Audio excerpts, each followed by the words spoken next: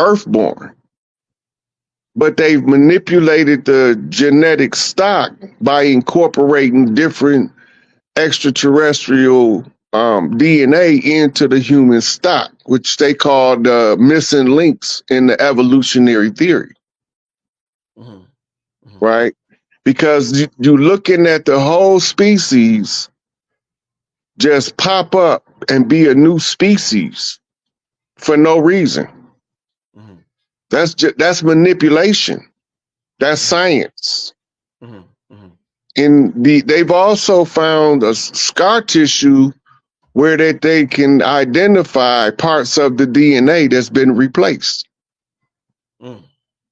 You know, and the thing about it is the RNA DNA replication process is a duplicate. So you could trace back genetically using the rate of genetic divergence to see how long ago was this done. Right. Right. You know, all these scientists is doing this stuff. I'm just telling y'all what they doing. Right. What they looking at, because we don't know. Nobody's coming back to the hood saying, hey, yo, the scientists in the laboratory trying to figure out how to downgrade your DNA and upgrade theirs. And then this is how it works. A lot of people have the theory, but they don't have the operational format by which the thing is being applied. Mm. Right. So I come in, I say, this is what they doing. This is how it works. Yeah. You know, and all of that genetic manipulation is part of the tools of oppression. It's an act of war on a free will society. You know, I remember years ago, like a lot of years ago, Alex Jones had this DVD. I think it was Alex Jones. He had this DVD called The Prison Planet. And a lot of people who are into this consciousness, they consider this planet like the jail of the cosmos. This is a prison planet. But I noticed if we compare it to prison, I noticed the similarities between the language that we use for prison and our and how we, in our body. So we got the prison, then we got the prism, light prism. We got cells, You in a jail cell, we got cells. You got they charge you with battery, we could charge our battery. We're like a battery and we could charge our battery. So the language is very similar. Talk to me about why do you think they decided to use the language when it comes with the prison system, and it sort of ties into metaphysically who we might be, Rob? What's the deal with that? So most of the naming of the prison system is a understanding of how the sociology is applied in the general public. Uh-huh. Right? Uh-huh. If they can use the science and lure you like a carrot on a stick by using terms interchangeably, this is what they call the curse of the English language. You know, and the secret societies rely on the interpretation and misinterpretation of synonyms and homonyms, right? With acronyms, all these things are code talk training methods where you can see what they really saying. It teaches you how to read their symbolism. Once you read their symbolism, then you can take control of the great egregore by exposing how it worked to the general public. Because once you know how it worked, you are in more control than you were before you didn't know anything about it. You talked about Earth once being like heaven, and when certain entities took over Earth, it became, and they flipped it and it became something else completely. We look to study ancient Kemet for answers about who we are. And if you study ancient Kemet, Rod, a lot of the teachers talk about avoiding reincarnation on this planet. Do you think, just to use a modern day example, sometimes we could study people on certain lands and their teachings might reflect that they was colonized by another group. So do you think, I may teach about Jesus, right? But that is a result of the Nicene Council, the Crusades, and all that other stuff. Do you think what we're reading, the hieroglyphs that's on the wall in Kemet, is not what it is, what it appears to be. That is a result of colonization. That is a result of them being mistaught about who they were. So even they got the shit wrong. You talking about the hieroglyphics? Yeah. Them saying avoiding coming back to this planet, but you saying this planet used to be heaven. I don't. Nobody's saying that that's on the hieroglyphics. All they're saying is that the goal is not to incarnate back to this realm. So do they got the shit wrong on the hieroglyphics as a result of colonization or whatever? It's contextual. What you referring to is contextual. Uh-huh. They give, it's a lot of stories in hieroglyphics. It's not just one. Mm-hmm. Mm-hmm. But collectively, we call it the holy drama. Mm-hmm. The holy drama is describing celestial events using person, places, or things in pictographic form. Right. Right. The warning of the don't reincarnate was speaking about during the chapter of misery.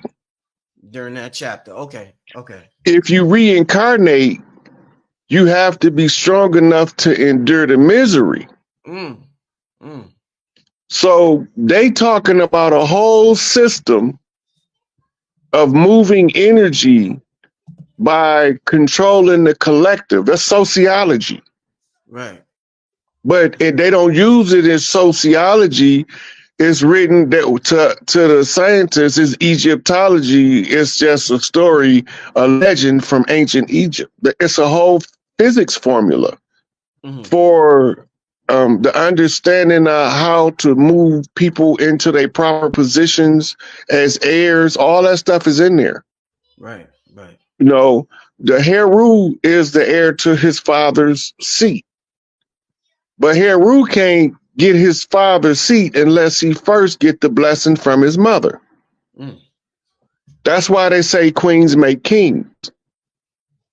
And all of these things is they part of our ancient lore and legend, so that when we go to the chapter of misery where we have total amnesia as to who we are, we don't believe reincarnation is real. We in denial, not denial.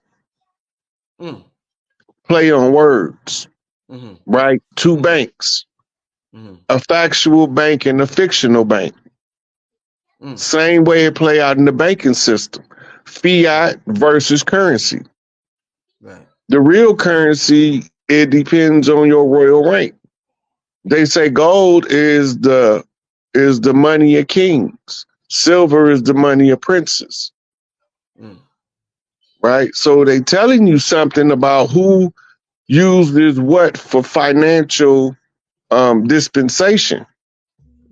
Right?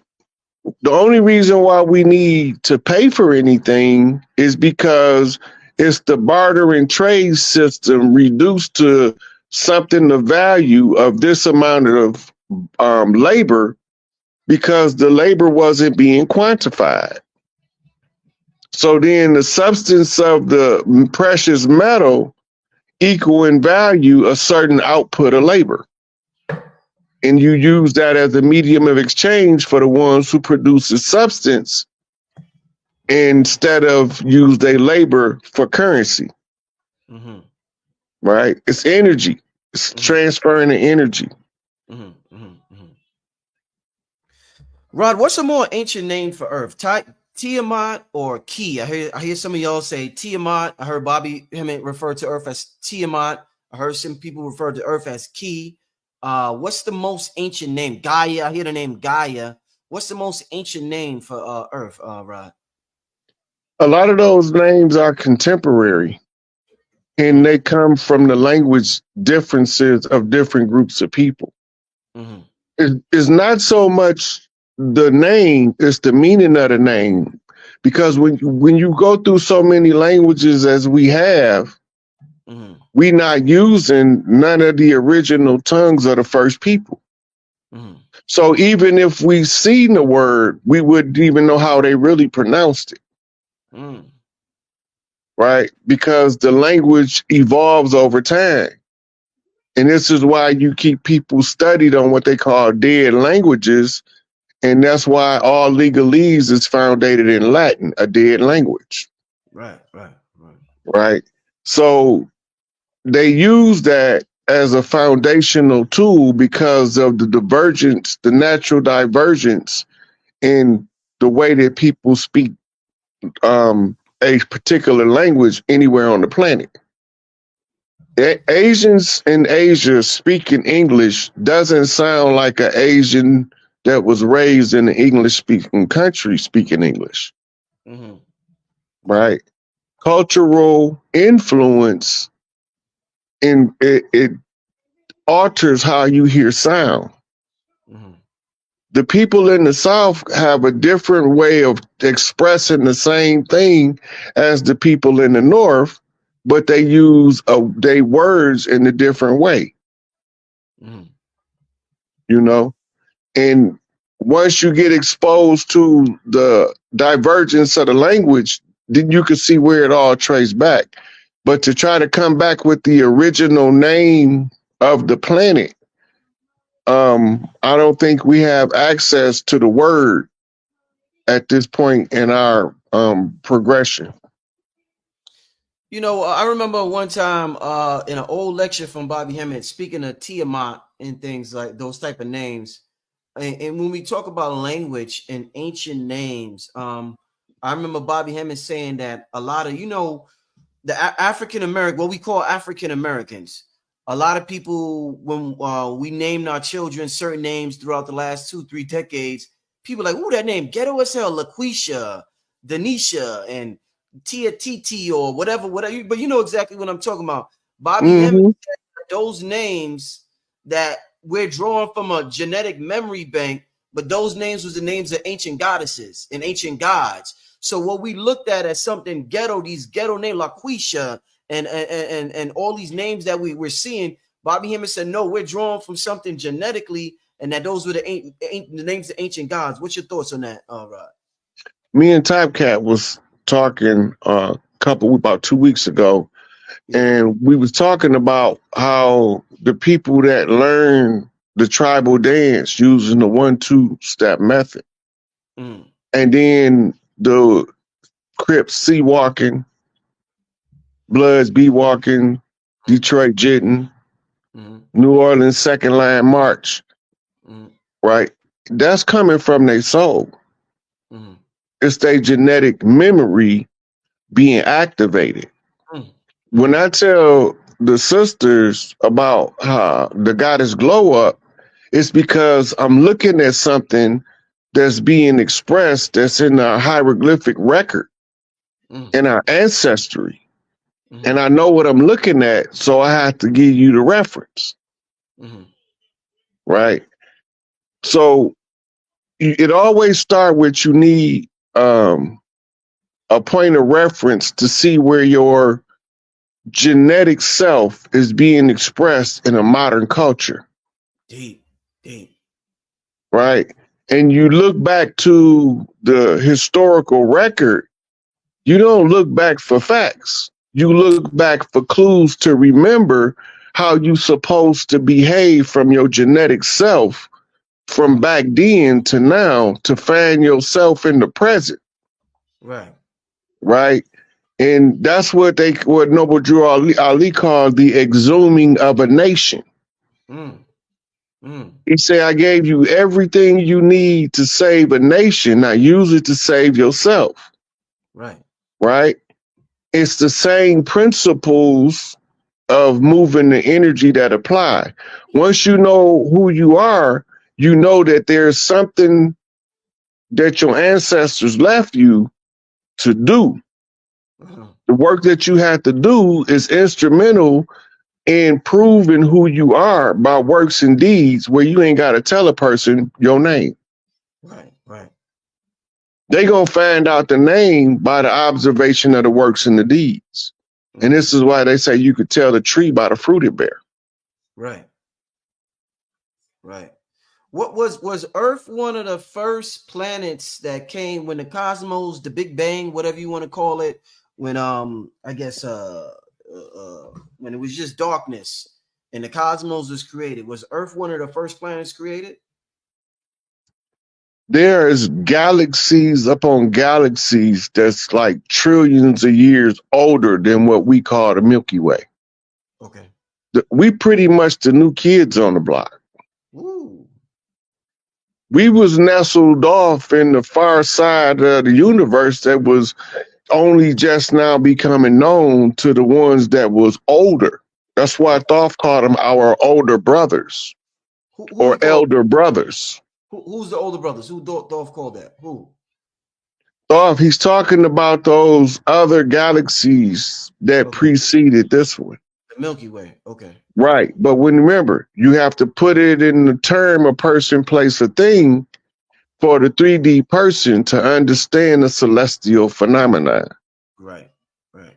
So you call those ones that preceded us elder brothers, Mm-hmm. right? And he used brothers on purpose, Mm-hmm. right? Because the Pleiades is called the seven sisters, and they trillions of years older than Earth, Mm-hmm. right? And they have a heavy influence on the frequencies that come to the Earth. Mm-hmm. So we name the stars a name. Mm-hmm. That's a noun. Mm-hmm. And then we describe the energy of that star by telling you the character traits of the person with the name that is the noun. And now you have a way in 3 dimensions looking at the human movement to read the stars without ever looking up. Because once you get accustomed to what energies you're reading, they stick out in everything. It's like reading the streamers on the Matrix at that point. Wow. Wow. You know, Rod, you know they say everybody has a spirit guide. Does everybody have, you know, you see all the stars in the sky, just the same way they say everybody has a spirit guide. Does everybody has a star that follows them? Like they can look up anywhere on the planet and that star is following them. Is that I heard somebody say that before. Is that true? It's that's through celestial energy because we all accumulated stardust. Mm-hmm. The stardust that you most compose has the strongest draw on your energy signature. Right, right, okay. Right. So it's by the law of volume. If you have enough of the volume, you quantumly attach to that star. Woo. And that system.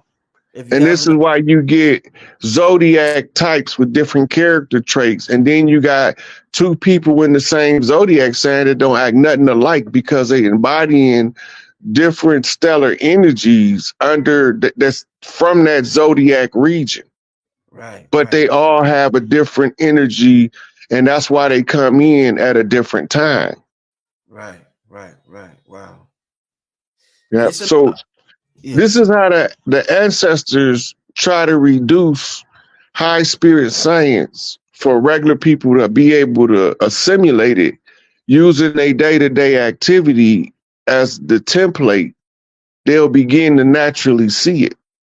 It'll guide them. Mm-hmm. Mm-hmm. When they say everybody got a spirit guide, because the process that we going through is called the purification of the ego and the exhuming of the self. Mm-hmm. The higher self is the one that's trying to conquer the ego, but he can't make the ego let him in. He can only sit there and wait until the ego acknowledges presence. Mm-hmm. Every time the ego say I'm in, that means step back, I don't need you right now. telling the inner God to remain unseen to the rest of the world. When we say amen, you're saying? Yeah. Shit. That's the self-imposed conjure that we all been putting on ourselves in the name of religion. Amen Rod, that's the same as Marduk. Same person, same energy? Yep. Marduk, it's 2 Marduks. One is Enlil's son, one is Enki's son. Enlil's son was the referee and he didn't want to be here, so he became belligerent and abusive as a governor, ruler. Right. And so that's when you hear about in the book of Enoch when they say he was chained in Antarctica. Mm. And then they describe the topography that's under the ice.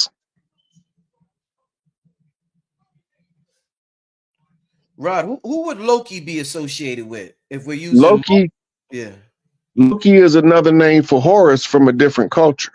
from a different culture? Hmm. That's why he's an adopted son of the Ice Princess, adopted by Thor and father, Uh-huh. right? That means he raised by somebody that's not his actual father, Mm-hmm. but somebody who made a peace treaty with his mama. Because that's how Zeus ended up marrying the Ice Princess as a peace treaty in the lore. Right. Between the ice giants and the Olympians, right?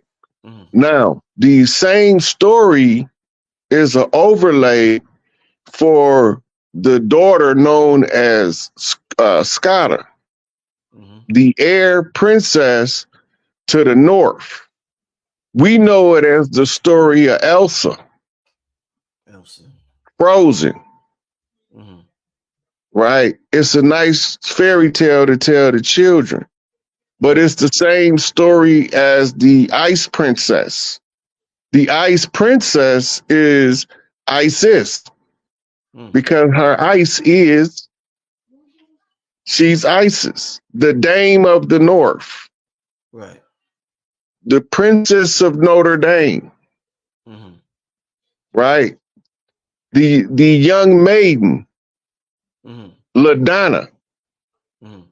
whose mother is Madonna, Mm-hmm. the Black Madonna, the Great Mother. So now they're giving you a map of how to locate the heirs if you the family redeemer using the ancient lore and legends as the template.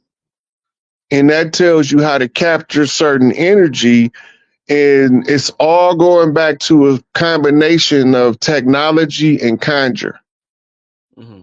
used in tandem Mm-hmm. in order to be able to put us through our paces so that we can properly be punished for our sins or by our sins, I should say. Right. Rod, what's your we've talked a lot. We've done a lot of